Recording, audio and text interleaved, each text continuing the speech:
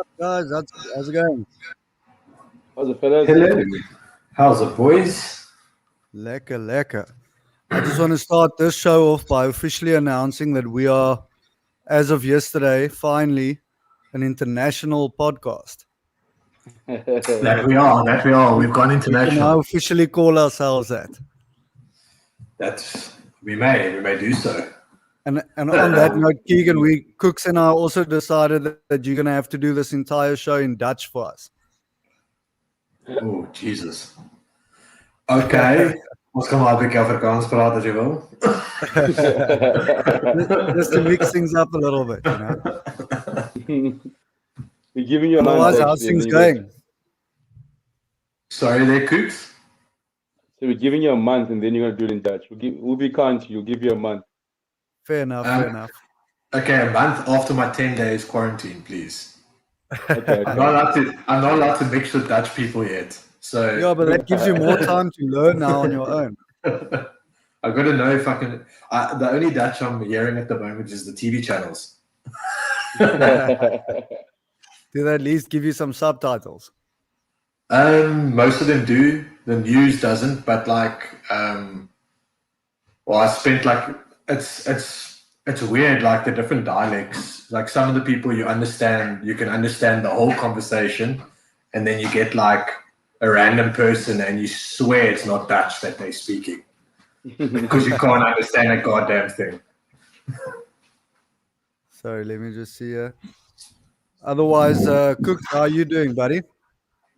Oh, good. Thanks. Been a crazy week, crazy day. I don't think it's crazy as Keegan. I didn't have to travel anywhere, but a busy day. And I was been looking forward to an ice cold Jack Black because I missed Cape Town, and then to see the boys again. Nice. I heard you played a bit of hockey this afternoon. I attempted to play a bit of hockey. So I picked up the hockey sticks in 2019, and I got a goal. I got a goal in assist. So I know it's against the school kids, but I mean, it still counts for me. Hey, any definitely goals? counts. Any goal counts. Ask Keegan. I count any goals, even if it comes off my foot. Wally's like Pele. Wally's Even basically in training. He'll tell you that he scored 1,000 goals because he's been counting the fucking training goals as well. How's it, Jade? Thanks for joining us, and thanks to everyone else for joining us. I know. I think we've got a couple of new viewers tonight, and obviously I'm sure we'll have all of our regulars here. On that note of United, I suppose we have to mention Keegs, not the best sort of farewell game for you. Last game you watch in South Africa, and they end up bottling it. No, it was a shit show. I think it was a game that's, got to go down to the manager's got to take full blame for that one. I thought the changes he made were all wrong. I do understand that players were coming back from injury, but you don't put them all in the same team, when they've all just come back from injury. So I think it messed with the flow. You could see there was no cohesion. You could see it was guys that haven't played. First of all, they haven't played for a while and definitely haven't played together for a while. So I think the manager got it. He bottled it a bit. And I think that's pretty much it. Klaus is making an early appearance here tonight. Klaus, no. Let me just sort this dog out. Sorry, guys. Klaus has to be on the show. But I thought, Keeks, for me, it was, I just thought it was one of those games, where, even the Chelsea game, our players were exhausted. Your guys' players were exhausted. The only difference is that we played the worst team in the league, and you played the Leicester side. And you played a Leicester side that a full strength Leicester side. Yeah, so it's like you know what I mean. So like I felt like hard into nothing. I mean, like if Chelsea had played anyone by Sheffield, we probably would have lost. Because the players were exhausted. I think.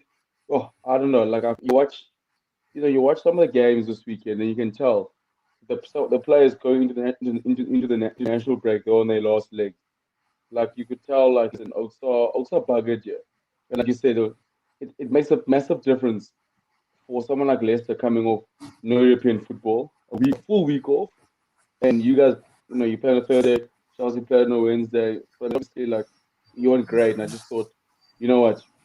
Any opposition that was half decent would have picked one of the sides was going to lose this weekend. I thought fatigue was going to catch up with one of the sides, and unfortunately, that what do you call it? Unfortunately, like I said, unfortunately that you guys, like I know Jay says our manager is interested in winning trophies. I get that, but I mean, like it helps when you're exhausted and you play Sheffield on the weekend. I mean, Chelsea were piss poor.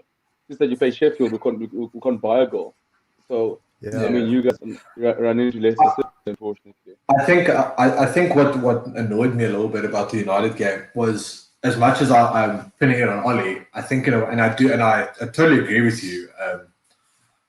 I totally agree with you, Cooks, about the the layover of European football, because I was isolating at my parents' place at the time, so my mom was watching some of the game. She's apparently tuned in here as well today. She was watching. Keegan's mom is missing him so much already. She's decided to tune in. Tune in and watch the podcast. Yeah. We were actually talking about it while we were watching the game, and we were saying, it's you can see that teams that are playing. United played on the Monday, didn't they? Did they play Monday or the Sunday? They played Sunday, Thursday, and then they played another. On the Sunday again. And hello, Gillian. Hello. Hey, Gillian. I see Gillian just used to stay here already, so she's got an advantage. She used to live here. Yeah. You need to get her on speed dial so she can help you out a little bit. Exactly. I think you definitely could see it, Cooks. You're 100% right. You could see the difference. The teams that are playing European football, they're definitely struggling. They're starting to get leggy now, and I do think that I think in a way we were forced to make changes, because obviously the amount of both of our sides played pressure games during the week in Europe. I mean, even though Chelsea were 1-0 up, they still, it was a pressured game. The second leg, we had a 1-1 against Milan. It was a pressured game, so and you still got to travel as well. And you still got to travel, so I do understand that. I don't want to go too hard at the paint, but I still think the manager cocked it. I think it wasn't necessary to maybe play a 45 with your main side and then bring the changes on earlier. I maybe would have gone not the other way around. But it is what it is. We're out. Especially considering, like we said last week, that both of these games were for both teams is probably our best, Chelsea and United's best chances of winning silverware this season. And now, luckily, we still in it. Tricky game, Cooks against Man City. Oh, man. Like, I tried to almost wait till the final to get them, but I'm actually excited to play against them. I'm actually excited to see how we line up against City. It's going to be, and how obviously our truth will set us up against City. But, man, you guys lose me. No. No, I said, I'm excited to see how we set up against City. But, Man City are flying at the moment. I mean, I must say one thing. Sorry, Cooks. One thing I'm interested to see in that game against City is obviously we've played big teams under Tuchel. We've played, in terms of Premier League, we played United and Liverpool. But now we have to win this.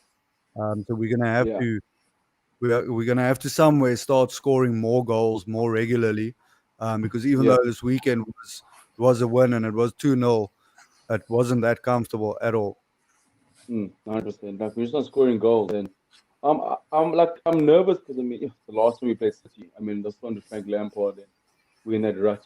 For the first half, it felt like we were some village amateur Sunday league team basically chasing shadows.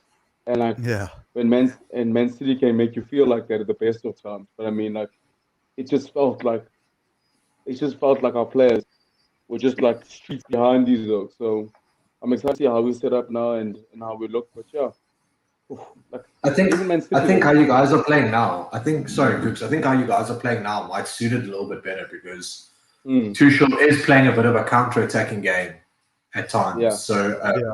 well, not at times, most of the time. Most So of the time. it's pretty much how we're playing, and we've actually done well. Well, Ollie's actually done really well against Man City. His record proved that he's been doing well. So the way you're playing might actually suit you guys, or might actually suit, against Man City. The problem just is if you rock up at 80%, that's not good enough to beat Man City. Yeah. That's just the reality. But also, Yeah, I'm 100%. not sure. I haven't checked the fixtures yet, but it's also going to be, we've got the dreaded international break at the moment, and that's always a gamble. You never know who's The coming world's back. longest international break. Yeah, super long. Who might come back with an injury? Who might come back with COVID and need to isolate? So that could also play a part. Especially, I know the Champions League's coming up like shortly after the break. Straight afterwards, pretty much straight afterwards. Yeah, but anyway, I think we'll move over to the big one for this week. Francia asking if we actually watch the football this weekend. I don't know about you, Buckies, but I certainly watch it with one eye. The other eye was staring into a glass of brandy in Langebaan, but I think that's a discussion for a different day. Apparently, Wally put the warning out, never go on a long weekend with Bucky. So this tells you how the weekend went. Yeah, no, look, if you're eating like 3-day hangovers, then it was a long weekend, eh? The weekend all spent. Yeah. So Formula One coming up this weekend. That's obviously the biggie that everyone's looking forward to. It almost feels like there's I'm going to plug Alfie's drift here. I'll plug Alfie's a little bit. Oh, that's my chime, my door chime, guys. And you guys just moved and you're already getting visitors. They're not allowed to visit us. So much for quarantine. Hello. Yeah. Who's this? Sorry, who are you? Oh. Okay, sure, come on up. Oh. Okay. Keegan, give us a thumbs up there. I just muted you when you guys are ready. But Cooks, I think to me certainly it feels like there's a bigger hype around this season than there has been in quite some time. Yeah, 100%. I think for me the main thing is because of so many guys have switched teams. So many guys have I think that's also like new rivalries, new teammates, new and like what you call it, and like just new adventures. I mean, I'm so excited to see like how Sebastian Vettel goes on his new side, how Carlos Sainz goes on at Ferrari, and obviously like Sergio Perez at Red Bull. So that's going to be exciting. So I think also I still think also it's the fact of who can stop Mercedes. I think Mercedes has gotten to that point now. It's like where people like they're like, okay, cool, someone is trying to get close to these guys. And they can't just dominate again, and they can't just what you call it, can't just just breeze through the season. I do think Drive Survive helped by coming out to a week before, knowing all the drama and all the chaos that happened last season. That's definitely added to the hype. Yeah, I think I agree with that Mercedes point. I think slowly the teams are catching up. Not all of them, but certainly the likes of Red Bull, McLaren, probably not quite there just yet. But I certainly think they're going to do better this year. And also, if you look at, and I know whenever you refer to testing, you can't always, base a season or anything on testing. But Mercedes certainly struggled in testing. And I really think, I think they might struggle this year they might still go on and win it, but definitely not as easily as they have in the last, what's it been, 6 years, 7 years now. Yeah.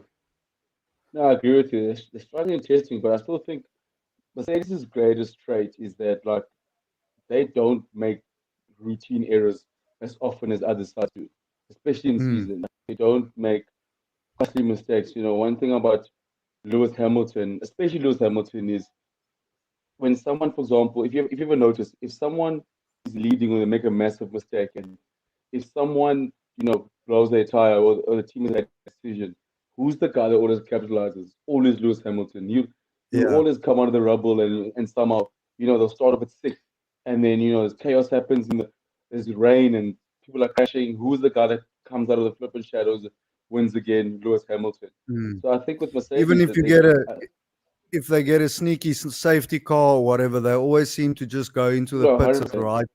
It's almost like they No, know, 100%. when the safety cars or when you're going to get a flag or whatever.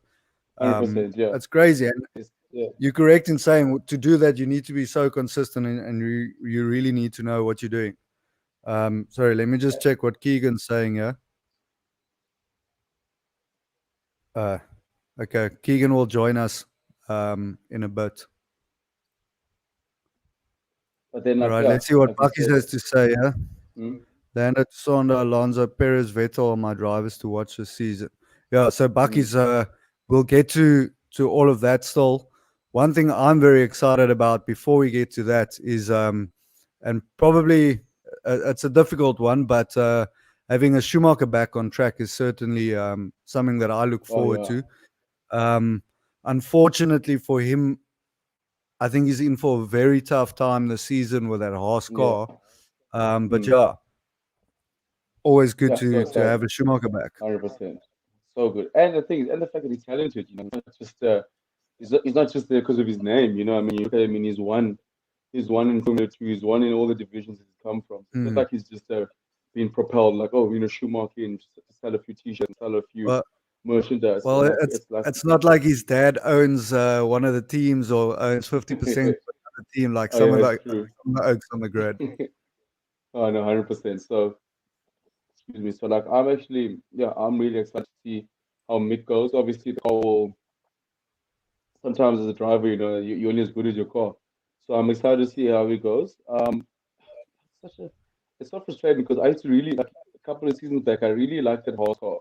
And they were doing such good things. They were putting themselves in decent positions. So I really hope that they do give him a quality car. Or they do give him a car that that's competitive. In not just a car that's gonna be fighting for the back, and he's trying to fight a car they'll be duking out there in the middle. Yeah, so the only problem that I agree with you, I think mostly because of what we've seen in Drive to Survive, I've really taken a liking to the Haas team and sort of struggling the way that, and Gunther, almost enjoying their struggle. But the last I heard, they're apparently not doing almost any work on the car for this year, and just fully focusing all their funding and attention for next year's car, because there's all the new regulations and all of that coming in. So I really feel that unfortunately that they're going to struggle probably more than they have in previous years. Welcome back, Keeks. Welcome back. Sorry, lads. I just have the handyman here, and I might have to shoot out again, but you can just kick me off again when he needs me. Well, let's go. We can go straight into Ferrari now. Jillian saying that Ferrari better give us a better season, and I think they will be better this year, but I don't think they'll be anywhere where they need to be yet. What do you guys, what do you think about Ferrari's chances? Just please be better than last season. Listen, it's not difficult to be better than last season for them. Well, technically they can still get worse because they weren't the worst team on the grid. So that could, that is also a possibility still. Listen, I think if they've got an entire, the team itself scrapped last season halfway through the season already. Halfway through last season, they were like, listen, we're rubbish and we're working towards 2020. Actually, they said 2022, didn't they? When it's they said 23, but you would, which was ridiculous because you would think 22 is the goal because that's when you got to, when there's major changes to the cars and stuff. Yeah. So I just hope that they've actually used that time to actually sort this car out for this season. But I think they were one of the teams with the fewest. I watched a bit of the testing and that. They were one of the few teams that didn't have much issues during testing, so which is positive. They weren't the quickest car on the track, and they weren't really, putting in flying laps and things like that. But from a reliability point of view, luckily they weren't like Aston Martin, who was sitting with gearbox problems, and things like that. So I think you've got to put a little feather in the cap there and be like, one box tick. They seem reliability-wise, getting on the track and riding seems to be okay. Sainz didn't look like, from a bit of testing that I saw, he was obviously getting used to the car, but didn't look like someone that. He didn't look like poor Danny Ricciardo did the first day he got into a Renault, where the Renault was literally looked like he was drifting all over the place. Yeah. So, I mean, even those Mercs at one stage were just going in circles. They're not circles around the track. I mean, circles like in donuts almost. Uncle Gordy has joined us, saying Baby Shoe is going to battle this year, but it'll be humbling. Yeah. Like Wally, just put me off quickly. You can take me off quickly. I'll be back in a sec. All right. Gords, like we spoke earlier, I'm not sure if you live at the moment caught up with us, but we pretty much agree that he's going to have a troubled season or difficult season. But we'll see how it goes for him. Cooks, your thoughts on the Ferraris this year? As a what give? I sent, I think a couple of weeks ago when Ferrari showed their new car, that Michael Scotland from the office, and I said I'm ready to get hurt again. That's how I feel Ferrari. Like I'm ready to get hurt again. It's just been it's been a rough couple of years being a Ferrari fan. Like it's been rough. Like at a stage we had the fastest car, but then we kept making silly, stupid mistakes, and then we had Vettel making silly mistakes, car falling apart. And now we've gone, our car's not great. Last season, our car wasn't great. And we're just falling apart. So, but one thing I'm excited for, I'm excited Carlos Sainz has joined Ferrari. He's probably my favorite driver at the moment. So I'm excited to see how he goes in Ferrari. And I'm hoping that we're coming in quiet, unassuming, and then we'll just over-deliver. I think the last couple of years, we've really come in, like as one of the favorites going, okay, this is the year we're going to unseat Ferrari.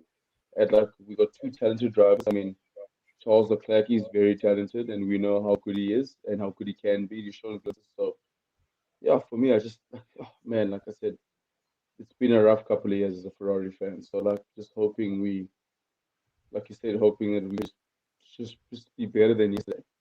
Just better than last year. And, obviously, we're looking forward to 2022. But, and I just want to say we just actually show glimpses of some form in a couple of races, and not just not just be coming in at fifth, fourth, sixth, and just being part of the field like last year. Like you said, last year halfway in the season we were done basically. You know what I mean? The only story for us was whether Vettel was coming back and what's going to happen with Vettel tiring, or literally that's all you're watching for. We weren't competing. We were nowhere near the top. I mean, even Force India were getting wins, and we couldn't. You know what I mean? We could. You know what I mean? So that's even if the field does open up when there could be an opportunity for a lesser team or a slower team to win, then they still manage to fuck it up. And 100%. You look at especially the season before, when towards the end half of the season, the car started getting better, and it was just piss poor decisions by the team and 100%. Silly mistakes that end up costing you going. Leclerc got pole position a couple of times. I think one or two times they were 1-2 on the grid, and then you're lucky if one of them finishes the race. Maybe he finishes in the points. So I think. Oh man, even if it's a shit car, just something reliable and just better decision making, I think would be a big plus going into 2022/23 when they supposedly going to be back, with a proper car. So we'll see. I just hope they 100%. get it right, because I think, obviously, as a Ferrari fan, I want them to get it right, but I think the Yeah, sport kind of needs them to not 100%. be No, cuck as well. 100%. Yeah, like I said, Um, listen, if Ferrari is doing well, Formula One wins. You know, they sell merchandise. The people flock in. There's so many Ferrari fans and diehard Ferrari fans and a lot of them, some of the reason they got into Formula One was because of Michael Schumacher. Like I'm one of them. mm, I'm a team guy. I support a team. So like I've obviously like the drivers I like, but I mean like I'm a team guy. I'm a Ferrari, like diehard Ferrari through and through, and it's frustrating to see how it is because the thing is like I feel like there was a stage when Ferrari just had a poor car, like just a poor car, and they were able to start turning around under Vettel, and when we found ourselves having the fastest car, but then you're just making ridiculous decisions and like just throwing away basically the championship.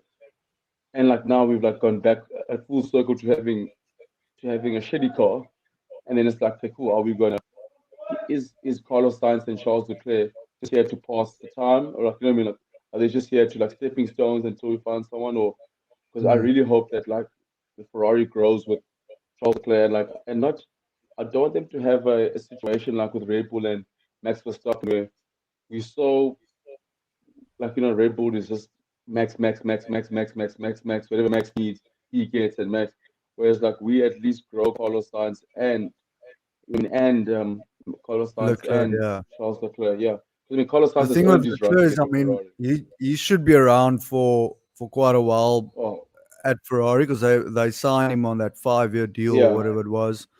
And he's Um, only like 23, 22, 23. yeah, no, yeah, he's a lighty Yeah, still. Yeah, yeah, yeah. I mean, all they need to do with that kid is just give him a car. I mean, 100%. we've seen him done well, um, with like tractors basically. Yeah, So if they give him something half decent, I think he's in for a shout. no, 100%. But yeah, I don't see that winning. I mean, I don't see that happening this year just yet. No. Then we've got Alonso back, which is another interesting thing for Renault or Alpine Fernando or Alonso. whatever Yeah. they call themselves. I must say, never been a big fan.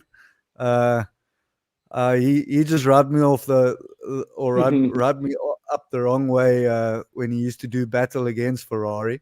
Yeah. But yeah, excited to see him back. Obviously, big character, big name. Mm. Back in a very different Reynolds side. Up and coming. How do you think he's going to do this year? Like yeah, I think I'm one of the few. I love Fernando Alonso. I think he's an incredible driver. I mean, some of the things he used to do, like with cars that shouldn't even be competing, and some of the stuff that he would do, like obviously like those two, like I remember those two world titles he won with Renault. I mean, like that was like incredible. You know what I mean? Some of them, that was just like it was a decent Renault car, but like shouldn't have been not like a world championship. You know what I mean? Mm. Like not like a world championship car. But yeah, I'm excited to see him back. I think good for the sport. Does he still have it? Probably like probably it's probably on the older side now. But I'm just excited to see him. Just I'm hoping he can have a few vintage Fernando Alonso performances, just some great drives. Just like Hey, he's look, always one. if Kimi Raikkonen can still do it, then I'm sure Oh, Alonso can. the Iceman, yeah. So no, 100%. Just I'm just hoping we see a few great drives from Alonso, and yeah, and see what he does, and see what he does with that young Reynolds guy. No, Julian, Uh, he doesn't Je- need to retire. Jillian's He's been obviously there. not a He's fan.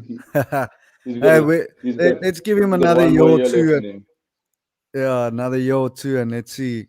Let's see. I think it's a very good signing for Renault, because they are obviously quite a little bit on the up. They've got a little project going that Yeah. I think they need someone with his experience, Mm. um, not just as a driver, but someone that can really give proper feedback on the car. And I know, for example, when Michael Schumacher was still racing, um, Mm. his team always used to speak about his input on the technical side of things, and not just Yeah. as a driver getting in and going around the track. So I think in that aspect, Alonso will add a huge amount of value Yeah. to the team. Also, Then a big, yeah, I said like also like what you call it. People talk about Renault, like like I don't care how old Fernando Alonso is. There's still people who still take in on Renault because Fernando Alonso is racing. You know what I mean? Like you still have a look down and be like, oh, geez, Fernando Alonso. I wonder how Renault did. So it's like you said, it's great for someone like a big name experience, but also like, for me, it's like it's nice to have so get your name in a few newspapers. Get some people tuning into Renault because also like you said, Fernando Alonso, you never know what's going to happen with him. So it's like there could be a scandal or some story around the corner. So yeah, for Renault, it's like a win-win on off the field and on the track and and off the track. yeah. Then another big move last year, which I think caught a lot of people by surprise. That basically opened the door for Alonso to come back is Daniel Ricciardo moving to in my opinion, a very exciting McLaren side. I Yeah, think they, like I said earlier, I don't think they're quite there just yet to challenge this year, but certainly a couple of wins in this season coming up. And while on their way, I feel, to becoming the great McLaren that we used to see. 100%. Do you think like when you're watching, for example, like when you're watching a, let's say, like a good side, like a good second soccer side, for example, and like like they normally mid-table, but you're like, man, these guys are like one signing away. You know what I mean? They're Yeah, one good signing away, or like a team is normally like fourth or fifth, and you're like, geez, if they get one good signing, this is like you could take them from fourth to like challenging. And I'm not saying that McLaren will challenge, but I think for me, Daniel Ricciardo is a very good driver, and I yeah, think he's gonna get the backing that he never got at Red Bull in the later years when Max came through. I think mm, McLaren was obviously have developed a really good car over the couple of last years. The car has gotten better and better each year. I mean, so it's going to be great to see Ricardo in that car, backed as the number one driver. So for me, it's like I look at it and I go, this is a perfect situation for Daniel Ricciardo at McLaren. It's like for him, it's like the dream situation. It's almost like the same situation he had when he took over when you were still there in his palm. You know, so for me, I think the goal for McLaren should be, sneak in a couple of wins here and there. They have the potential to win a couple of races. I think obviously, like yeah, they've got good drivers. So yeah, I'm super super super keen for. Like that's besides obviously being it hurts because I'm a Ferrari fan, so it hurts to say that I'm like yeah, excited for McLaren in the project that they have. So, but I'm really excited to see what they have to offer. yeah. I almost see it like I remember as obviously a good couple of years ago as a youngster, the epic battles that the McLarens and the Ferraris used to have, and I'm almost looking Yeah. forward to seeing that this year, even though it's probably not going to be a top of the table battle like it was back then. But surely with McLaren having a decent car and two decent drivers, I mean Lando Norris is no snail either. Um, and I'm really excited for this McLaren project. It's a pity, in my opinion, that they're not silver anymore. Because I used to, I just feel Yeah, that they should be silver. But I mean, we'll take the orange. no, 100%. Maybe think of those days of like Schumacher and like one Pablo Montoya just going like head to head and like going like back in And those days, and oh man, yeah, and what Mika a time. Hakkinen. I actually saw a cool clip of Mika Hakkinen the other day saying that he keeps regular touch with Mick Yeah. Schumacher. He's always open to offer him some advice and whatever. Obviously, ex-world Mm. champion, I think 2-time world champion. Um, Going on to a couple of things with Mr. Lewis Hamilton, the guy everyone sort of loves to hate, I think, for the most part. Keeks, do you think, obviously, he just signed a new deal with Merck, but only 1 year, which everyone thought was a bit surprising. Do you think we see him next year still in the sport? If Toto stays, I don't see why not. I think the only McLaren driver that's who's racing for his future is Valtteri. I think having the likes of Russell, who showed up the sport quite a bit, to just show you how dominant that Merc car was. I think if he has a solid season this year with Williams, who's got new owners, so I'm quite keen to see how Williams does. Like, has the new owners brought in some new? Well, what has the money brought in? Has it brought in a better car? Yeah. So if Russell does a bit better, I think Valtteri could be under pressure. But then again, Russell and Ocon is probably racing for a Merc seat because they're both in the academy. Both are managed by Toto as well. So it will be interesting to see. I don't see Hamilton the one. I see as long as Toto's at the helm there, I think Lewis will just, take a year contract at a time to see what Toto's doing. Unless there's a fallout, which I doubt there will be with if you've got six together, I don't see it being an issue. So I'm pretty sure they've gone through pretty rough patches, and I don't see what one bad year is going to do with him. So, and if the Mercs don't do well at all this year, do you think that changes things? Does he maybe look at, for example, going over to Red Bull if they end up doing well? That'll be interesting because I just can't see him leaving that team at the moment unless someone's willing to give him a whole package where he's able to bring a whole bunch of, his guys with him from Mercedes if they're willing to part with him. I mean, he's really close to his team in the garage, Lewis. Yeah, well, I mean, he grew up with pretty much with all of them. Yeah, so a lot of the guys in his team, I mean, he gives them lip on the radio a lot of the times, but they know how to handle Lewis. They've got Lewis on the button. Like when Lewis is busy, I like to say like cracking under pressure, or he's like, he doesn't really crack under pressure, but when he starts whining over the radio, they know exactly what to tell him. They'll just be like, just shut up, head down, Lewis, keep cracking.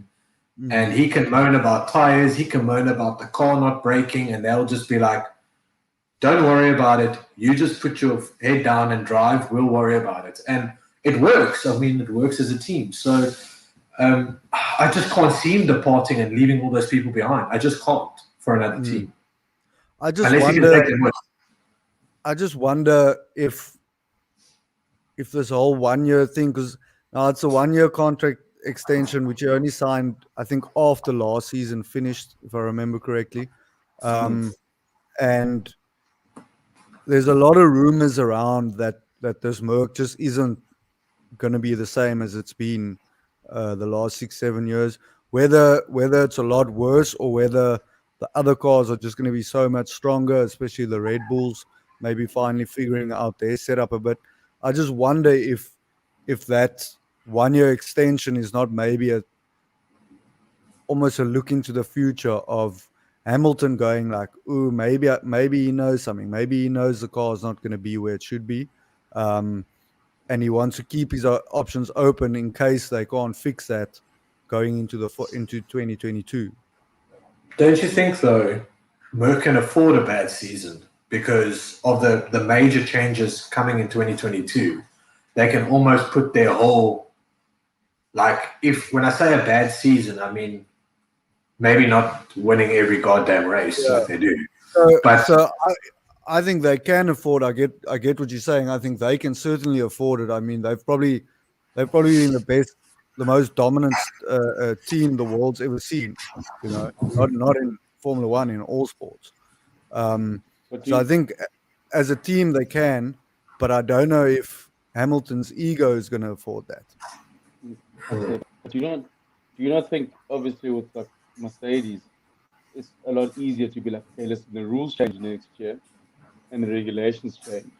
who knows what's going to happen with the regulations? Like, who knows which teams are going to be challenging, which teams are going to be, like going to go from quiet to challenging. If you remember that the last big regulations, Mercedes almost came out of nowhere and just started dominating. Like, and you look at before that, Red Bull figured it out and they dominated for about when Vettel pretty much won 3 or 4 in a row. So for me, I got a part of it. Mercedes goes, listen, let's like go to Lewis Hamilton and go, listen, let's go out in style here. Let's just bank this one. Let's go out here and make sure we win the 95th title in a row. Because I mean, they've been winning the constructors championship and like going to like Lewis Hamilton and be like, listen, you can break the record here this year. Like I think you'll break the record this year. You got 7 already, or was it 6? Lewis, wasn't that his 8th? Because I think he tied the record with Schumacher, or he tied it this season if he wins it. He broke Schumacher this season. He broke it. As far as I remember, Schumi was on 7 in terms of seasons, and Hamilton's on 8 now, and he's also won more races now than Schumacher. Oh, okay, cool. So no, I thought Hamilton was on. I thought Hamilton was on 7. Here we go. Gordy's saying he's going for 8. Going for 8. Yeah. Sorry, my bad. I think obviously, the motivation will be, listen, let this record be my out and out, my own record. Let me be top of the mountain. So I think the motivation is too high, and I think also, I think I don't blame Hamilton for saying, listen, I want to do a couple of 1-year contracts. So it forces Mercedes next year to be like, we still need. If we want to keep Lewis Hamilton, we need to keep deliver a car next year as well, because I think Mercedes needs Hamilton as much as Lewis Hamilton needs Mercedes. So I think that they're both in a situation where they can be like, hey, listen, we need to put Hamilton's like, I'm going to sign a 1-year contract. I'm going to give you put you under pressure. If you want me to stay here, we need to deliver a good car. And Mercedes like, well, we need to keep this okay. He's the money winner. He's the breadwinner. He's the guy that wins the championship. So I'm really excited to see how Mercedes goes this year. I do still think they're the favorites. That's just interesting to see. I think when it comes to Mercedes, though, I think the Lewis contract thing had also had a lot to do with Toto. What was his situation going to be? Can you guys tell I've had a rough weekend? Oh, geez, like it. So Toto, I think a lot had to do because Toto only signed his 3-year deal. Yeah. Like quite a few weeks after the season ended. Because there was a lot of talks that is he going to go, and there were talks that old man Stroll was going to take him to try and get into Aston Martin and look after the team there, which I didn't really buy those. Like I bought the whole situation is saying yes, they were probably looking at him, but people need to understand that Toto actually has quite a fair percentage in Mercedes racing. So I don't quite see Lawrence Stroll giving up enough power for Toto Wolff to take on a project like that. Yeah, well, Otmar would be the one losing his job at Aston Martin or Racing Point. So I think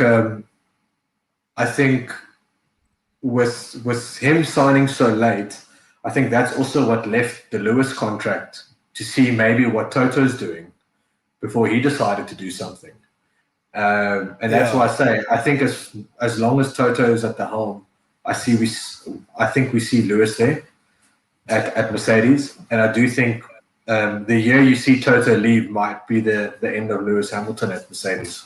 I just hope Mercedes don't get rid of him. Like. Sorry, what is that, Cooks? I just hope, like, if you ever notice, sometimes teams, like, last couple when Mercedes been flying, so like you hardly hear anything about the Mercedes owners. I mean, it's like they just go like, "Hey, Toto, you just do you. Clearly, you onto something here. You just like you winning championships." But there's always that one person that's like, after a while, you know what? Let me just try and think of things here. Let's get rid of let's get rid of the main person that's running it. I've got to, because I want it. You know what I mean? Like, it always happens. It's like, Yeah. you know, like I was thinking, like, I was watching Last Dance again recently when Chicago Bulls were like, yes, we've been winning, we won 3 in a row, but let's just get rid of Michael Jordan and the coaches because I want more power, so I can have more of a say. You're like, just like, I just hope Mercedes don't fall in that trap where it's like, you know what?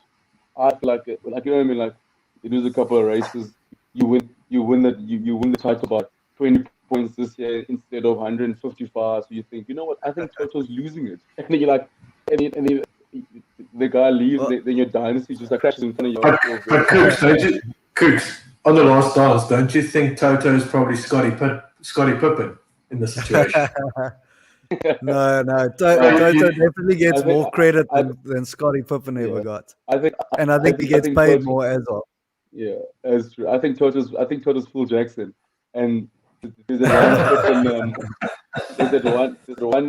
one manager, one out in the board there on Mercedes, like Jerry Reinsdorf, was like, we don't need Toto to actually win. Like, we can get anyone to win. Our car is so great, Yeah. and then it's like, We've got the okay, foundations. We don't need him anymore. yeah, The thing Yeah, about but Toto he- though is he leaves with I think 30% or 40% share as well. So he leaves Yeah, with but- quite a bit of money. But also, you probably Yeah. leave the 30 or 40% of the staff as well. Yeah. yeah, And all I'm saying to end Lewis that Ham- off is, and Lewis Hamilton. yeah, and Lewis Hamilton. And all I'm saying to end that off is Ferrari better open their checkbooks whenever that happens. yeah, Sign Yeah, that man. both. I For mean, both. I was actually talking about managers, Formula One managers. I was having when I was watching season 3 of Drive to Survive, I was like, I've always come to, and I've been very vocal about it on social media, Italians cannot run. And I know people are going to be, Jean Tot. I was like, Italians cannot fucking run. He was the themselves. exception. He's the exception, but also he had Ross Brawn around, and Jean is not like your, it's not your typical, it didn't seem like a typical situation that you're sitting in now where Ferrari's had 4 different racing directors in the last like 5 years or 6 years. Yeah, Don't you guys think a guy like Gunter would be amazing with Italians around him? Because he would literally just strip his mood. Like, he would just fucking go ballistic. at Only people. problem is he might just get accused of murder somewhere along the season. Italians, there will be people, he'll be throwing people out the Ferrari garage. Yeah. Oh, yeah, It'll just be murder accusations and emotional trauma all around the camp. I will tell you guys So, one thing. I love that Zach Brown at McLaren is doing fucking phenomenal work. Yeah. yeah, 100%. Yeah, She's he's doing a like- great job. What a likable guy as well. Like, he makes tough decisions, but he's such a nice guy. Like, Yeah. I mean, Yeah. he's probably the boss that you want in Formula One, other than Toto, I guess. He seems like the guy Yeah. that really would get along. He'll be super tough on you, but he'll really get along with everyone. Like, everyone would respect him, and if he cucks you out, you'll take it for what it is and move on. Mm. Jillian saying she doesn't want Toto. I'll take him Well, in a no, heartbeat, anyone- to be honest. I'll take him in a heartbeat at Ferrari. Yeah. I think So anyone's would been I. better in the last the team directors we've had the last couple Ferrari of needs years. some swag as well. Toto's got a bit of swag on him. So Ferrari's one become last become boring. one Yeah. last thing before we go into our predictions for the season. We haven't really touched much on old Vettel. Obviously, left Ferrari under a bit of a cuck sort of veil. I don't think he achieved what he wanted to achieve, and I don't blame him at all. I I don't think the team gave him enough to. I don't think the team did enough yeah, as well. and I think he's leaving to a very exciting project. Firstly, and I know looks don't win races, but fucking hell, what a beautiful looking car, that Aston Martin. Jeez. I liked That's amazing. it. I liked it, but I saw earlier there's fucking bits of pink. They don't go down well with me on that car. There's bits of pink on it. I was watching, well, unless Dutch TV has something different, but I was watching something, there's strips of pink on like the fenders and like even on their suits, their racing suits. And let me quickly, I'll bring it up here. Yeah, but like that car is beautiful. That's in that Mercedes car. Oh my goodness. Oh, that is. that's a pink strip. There is a bit of a pink strip here. I never noticed it. Yeah. Even on I think the nicest car, lads, is I still AlphaTauri wins it. Again, the nicest car. Yes, it might look the same, but that AlphaTauri is. Oh, I feel like just buying Red Bull gear, just for that. So you know what I actually did after the while I was watching Drive to Survive. That AlphaTauri, the whole brand, not just the car, the branding and everything. And then I went onto their website, and they've actually got a full-on clothing line, like not just with their race gear and stuff. Like they've got like this is Red Bull's clothing line. This is This is Red Bull's clothing line. See, I never knew that. Yeah, that's why they changed Toro Rosso to AlphaTauri. I almost took my wallet out and then I saw everything was in dollars, so I was like, nah, fuck that. Well, I'll tell you guys one thing. If you like Red Bull, there's a few Red Bull shops around here and a few Red Bull shops in Rotterdam as well. Obviously, literally a whole store dedicated to Max Verstappen. Oh, wow. They do. I must say, most of the teams, though, their kits are very nice. Like they're just the shirts that they wear and whatever. The Ferraris ones are nice. The Merc ones or the Petronas, and that's some fucking nice kits. Obviously, most of it's made by Puma, so yeah, that's another bonus right there. I still think that when you come to those cars and looks like, I'm still a traditionalist. I love the red Ferrari. Like that's just one of those colors that's like iconic in sports. Like not just like in sports. You know what I mean? Like the All Blacks with the black jersey and like England always in a white jersey. But like you think Ferrari in the red, like imagine like Ferrari to change color. Like imagine that the outcry that would happen if they went away from the red and you just don't see red anymore. You're like, oh, I think let's go yellow for a change. Just try to mix it up. Like imagine imagine the outrage. Because I mean, like you'll have World War III on your hands easily. No, even like you see like everyone attacking Italy. Like even like when you see like other Ferraris, like you know what I mean, like you go like obviously in Cape Town you see one every 2 minutes, but like I mean you see one and it's not like and it's not red. It's like every time I see like a black Ferrari, I'm like, is it a Ferrari though? Like you know, like is it like it's a Ferrari, but why is it not red? Like no, that red. Listen, I'll tell you one thing. Ryan lives in the Lani area now because I saw my last few days getting COVID tests and having to drive to go and have my test done and everything. I see in Ryan's area there's guys in Lamborghinis pulling into that area there. Well, you could have waved when I drove past you. It wasn't maybe I should have you could get into. I should have put a lighter tint on the windows, maybe. It's literally a car that only you can get into, I promise you, because Kooks and I are going to struggle to get into that damn car. Yeah, if only my wallet could get into it. All right, so let's go into some predictions for the season. So I wrote a couple of things down here.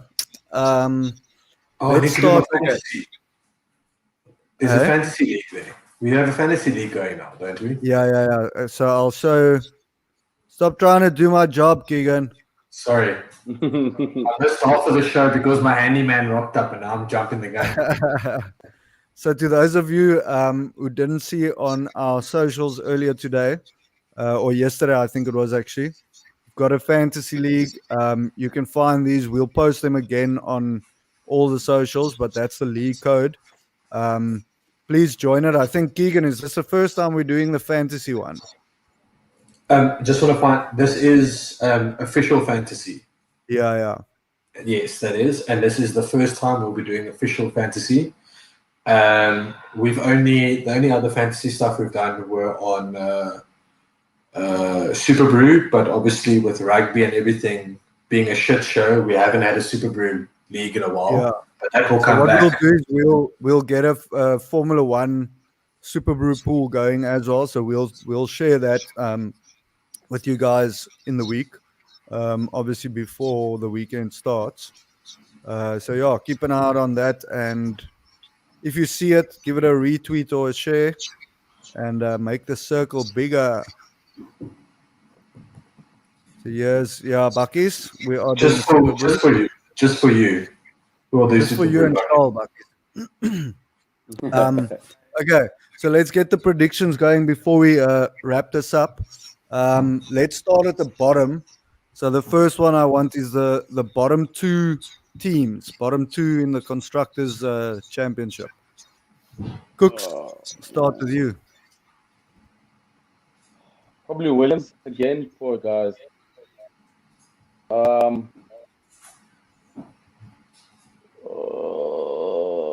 think Haas. I'll go Williams and Haas. I second that. Make I that think three. Williams and Haas will struggle. I've got a feeling this year Haas will be right at the bottom, and Williams just above them. Let's see what the crowd's saying. Bucky's is saying Haas and Williams as well. Anyone else? I think Jillian's a little bit behind us. That's why I haven't showed some of your comments, Jillian, because I don't think you're completely live with us. Okay, next up, we'll do the top three constructors. We'll start with Keeks. But I want them in order from 1 to 3. Oh, okay. So I'm going Red Bull to win it this year, just because I live in the Netherlands now. Come on, Max. And you guys will have your first Formula One this year as well. Yep. Hopefully, a crowd. We were told that festivals and that allowed to happen from the end of July. So hopefully, there will be crowds allowed at Formula One come September. Nice. So I'd like to try to do that. So I'm going to go Red Bull, Max to win his first thing, and then I'm going Mercedes 2. And I think I am obviously a Ferrari fan, and I hope we surely can't do worse than last season. I think we're going to scrape into third place. Improvement this year. Okay. I'll go next with Red Bull to win it as well. I think it seems like they finally sorted out a couple of things on their cars, which would make them probably a bit more reliable. So Red Bull, Mercedes in second, which is probably an easy one, and I'm going to go with McLaren in third. Not a bad one. Not a bad shot. That I think they improved enough to be above Ferrari. Cooks, what do you think? I got Mercedes first. Still don't trust Red Bull. I just think if all the chips on the table, all the marbles on it, I'm still gonna go with Toto and Lewis Hamilton. I think I'm also at that point until I see them get beaten. It's hard for me to see someone else knocking them off. It's almost like I need to see them go down first before I can. But hang on, Cooks. But hang on. You backed Patrick Mahomes to beat Tom Brady in a Super Bowl final. How does that work? No, but at least Mahomes won the year before. You know what I mean? It's not like Mahomes didn't win before. But he didn't play Brady. He didn't play Brady in the final. No, I understand. That year. No, but I understand.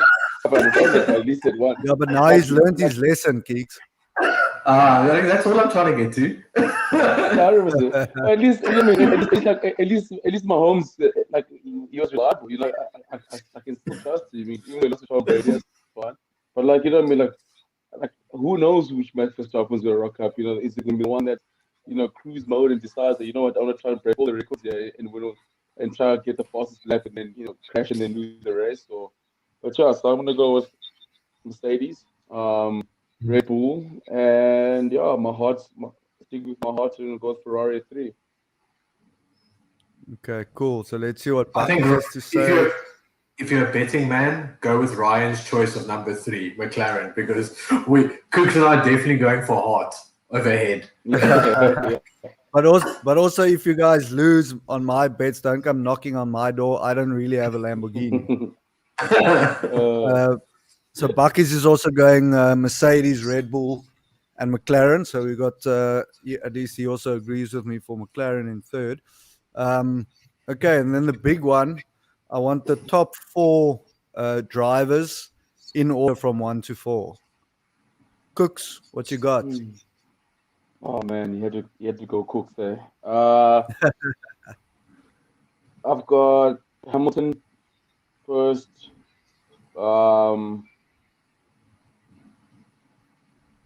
Hamilton, Bottas, Verstappen, Leclerc fourth.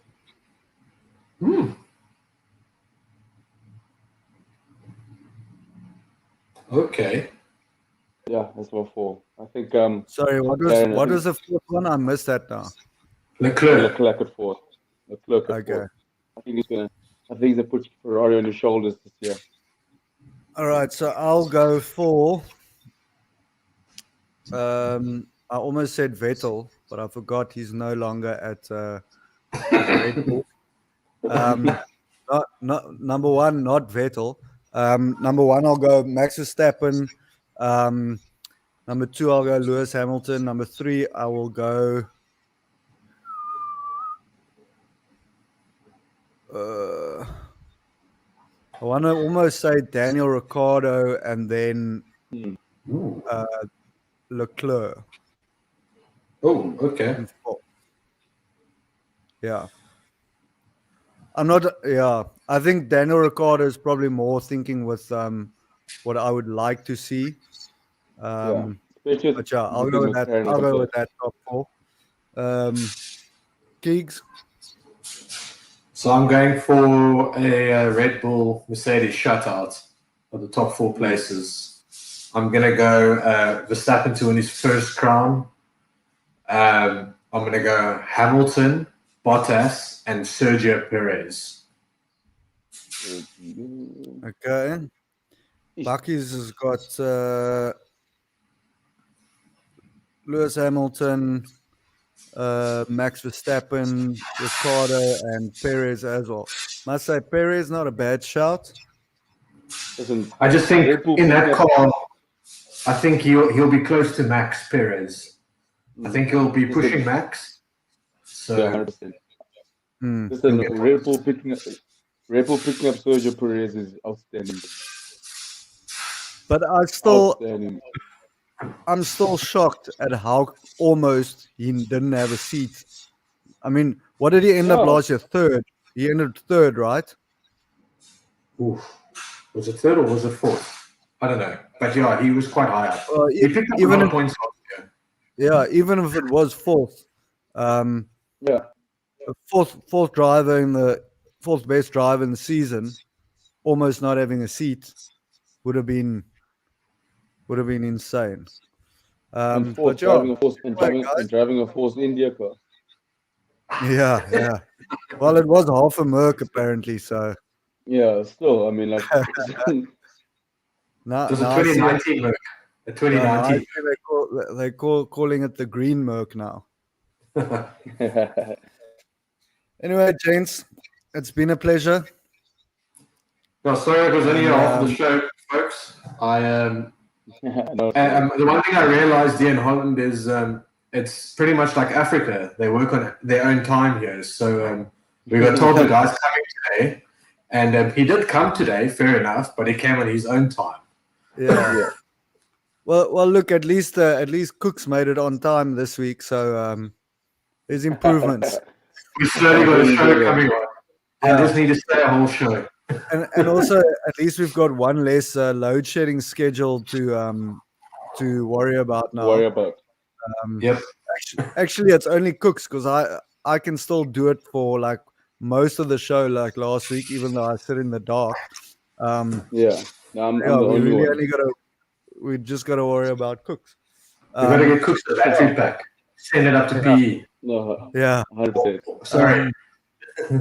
Enjoy the race this weekend, guys, and we'll catch up. One thing I need to say is next week, Monday, we've got Gideon Brodsky on the show. Egan and I will be chatting to the EFC light heavyweight champion. That's on Monday, and then the three of us will probably be back on Wednesday again. That's it. Great. We shall be. And Thanks, yeah, lads. You too. Enjoy the racing.